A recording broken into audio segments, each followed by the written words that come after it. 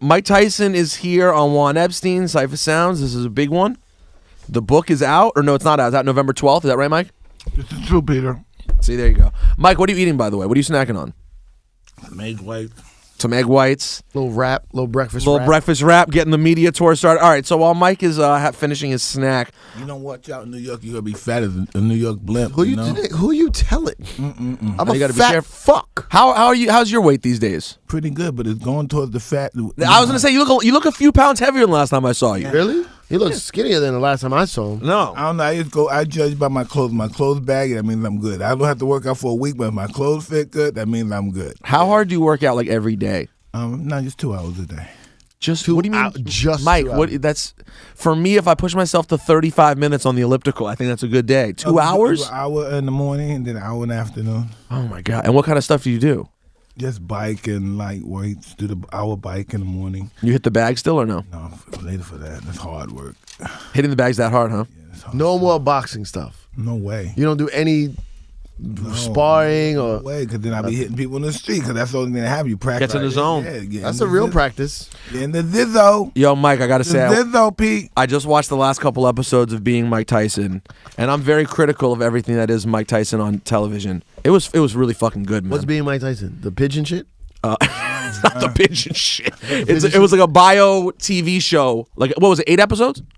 6 episodes about Mike's life on Fox Sports 1. Oh. And the last the pigeon shit? The pigeon shit. What's the pigeon show? He did a pigeon show too. Take it on, Tyson. Taking on Tyson. Taking on Okay. So this, like, he went and did the last couple episodes. He went and saw Muhammad Ali, which is a pretty touching scene where he goes to Muhammad Ali's house and spends time with him. Yeah, pretty. On Fox Sports. Fox Sports 1. Yeah. Oh wow. They give you a nice check for that, Mike? Yeah, really nice. They paid decent. Really nice. Really nice. It was pretty good though. I was pretty pleased with the show. I thought it was well done. Thank you, Peter. What do you think about? Oh, sorry. No, go ahead. No, The Jay-Z line.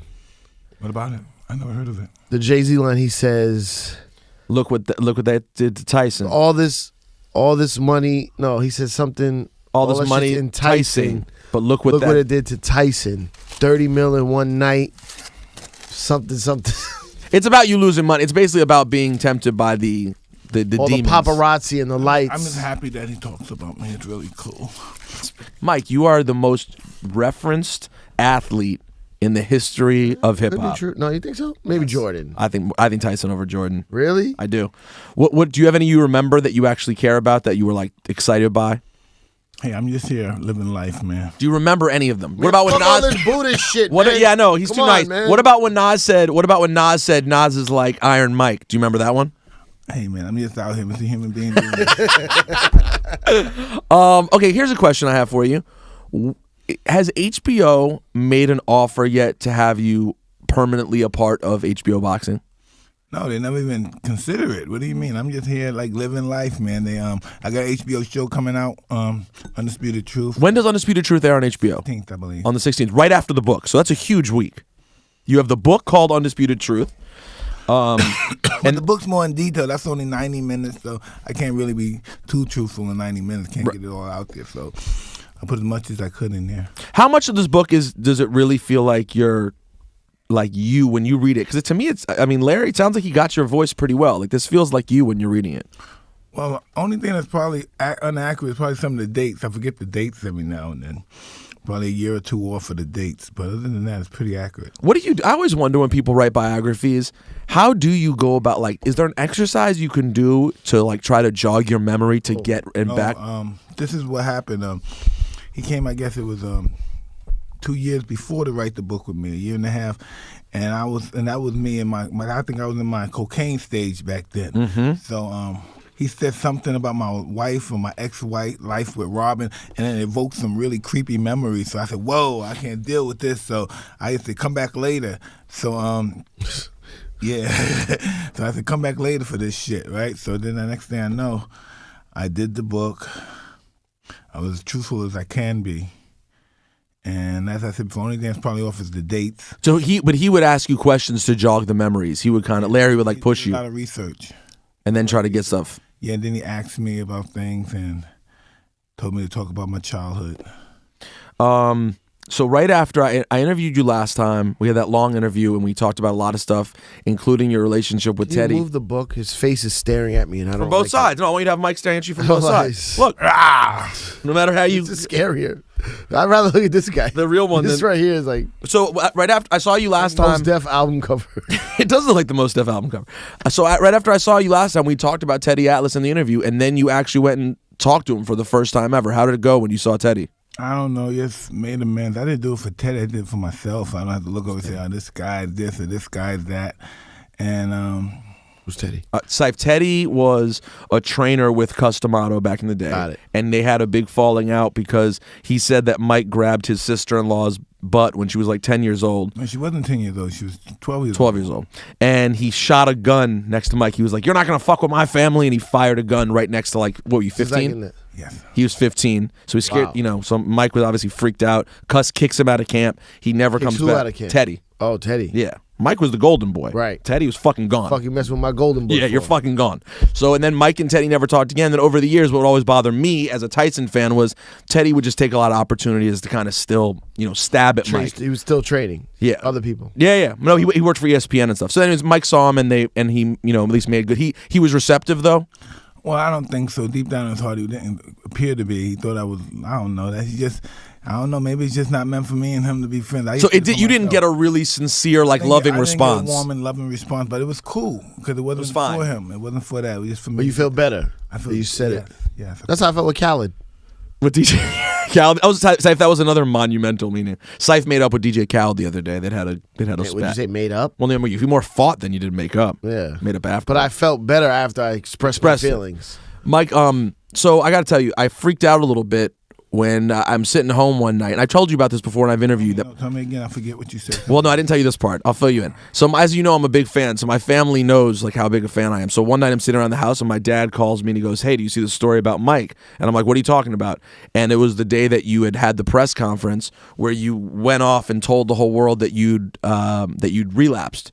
And so I freaked out. Because the truth is, that night when I saw you in that press conference, it was the first time I'd seen you look like you were in kind of like your old space. Like you looked like you were very thrown off, and you made it seem, people thought as if you were saying that you'd been lying and using drugs the whole time when you'd only relapsed once. I did one relapse. So you were just beating the shit out of yourself? You just felt terrible? Yeah, because I had 4 years. That was a long time, and but what do? I just pick myself up, clean myself up. What did you relapse with? On some liquor. Just liquor? Yeah. Did you get wasted? You just got wasted one night? Well, I was wasted after I took a couple of shots. Yeah. And that was it? Yeah. And then And then how? And then were you like, holy shit, I just relapsed after 4 years of being clean? No, I felt great, and then I woke up the next morning. Oh shit, I just relapsed. Well, why did you do it? Were you celebrating something or? No, I just. Just a random night? Yeah, you never know when it's gonna hit you, dude. It just came up and got you one night. Yeah. So then when you went on TV, it was like that old. Let me put it this way: Mike, the last couple years has made me really happy because when I see him in interviews, I always tell everyone, I'm like, Mike's at peace. He's doing really good. He's happy. And in the interviews that weekend when they were interviewing you, I could tell how distraught you were. You seemed like you were clearly. Well, Peter. There you go. That's fine. Peter. I like Dave. No, Peter's better. I keep confusing every time I'm playing. Forget it. David's not here. But anyway, we just a lot of good things were happening. People were, investing money and time in me, and I didn't want them to believe they were buying something they wasn't. And so I just had to let them know this is what I did, and if you're still interested in me, good. If not, hey, I understand. But they say the worst thing you could do is if you have an accident or relapse and do something, the worst thing you could do is beat yourself up about it, and that makes people do it more. They're like, fuck it, I fucked up, and go right back down the hole. I don't know. I just that's just who I am. You went right back to meetings though, and just went back to it. Just one night, I just went back to was it. Kiki? Was your wife pissed? Or was she supportive? Probably so, but she's always supportive. A little more, sorry. She's always supportive. She knows I'm a fuck up pretty much. It happens sometimes, but you're doing pretty good. I think you're great. You're doing really good. 4 years though, it probably feels like They got to start over. But I'm listen. Hopefully it'll be different this time because it's always like a 4 or 5 years and then boom, I can slip. 4 or 5 years, boom. Hope it doesn't happen this time. No, well, listen, I got news for you though. If you slip and have a drink once every 5 years for the rest of your life, that would be pretty good. You drink like 10 more times, you'd be done for the rest of your life. Hopefully it never happens again. Hopefully not.